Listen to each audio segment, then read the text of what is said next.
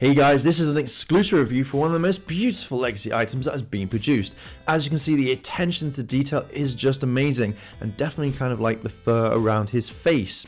You can see that they have really put a lot of detail into this to make it more like the show, but I have to say this is kind of a little bit more detailed than the show could have produced. We can see that with the first Saba there is some detail, but not that much.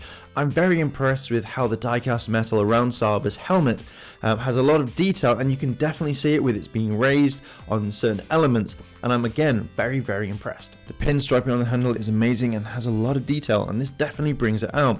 You can tell there are going to be quite a few buttons rather than the original that had 3.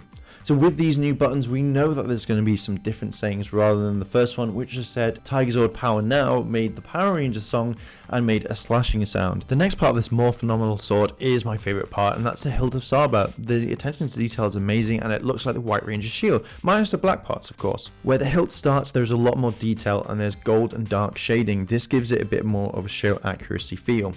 They've added in a bit more pinstriping, which again makes it look more like a collectible rather than toy.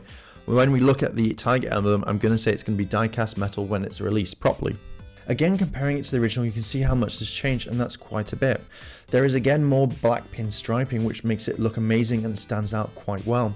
The claws at the end of the hilt stand out more, where they are separated rather than on the original they were just grey and boring. The gold along the hilt brings out a lot in Saba, and it's one of those main focus points that you notice straight away. Now as we look along the blade, we can see there's a lot more detail. It's more incorporated into the design rather than stickers with the first Saba. When we look at the original and what they did put in some detail, but the Legacy blade, oh my god, it actually puts a lot more detail and looks absolutely amazing, and it's very noticeable. As the blade is a lot bigger, we can slide it down so it's fully extendable, and it adds more length to it. This makes Saba stand out and again makes it more impressive than the original.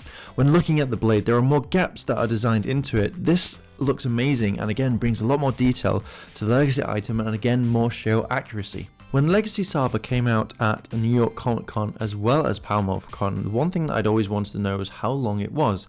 Now comparing it to the original sword, you can actually see here that the actual Legacy Saba is a lot bigger comparison, and it actually looks and feels like the one from the TV show. The prototype wasn't heavy at all, but as they were saying, if they add more diecast metal, it might make him slightly heavier, but not by much. So if you've liked this video, like, favourite, comment and subscribe, and we have the Tigerzord next, which is absolutely cool, so definitely worth checking it out. As always guys, thanks for watching, and I will see you in a bit.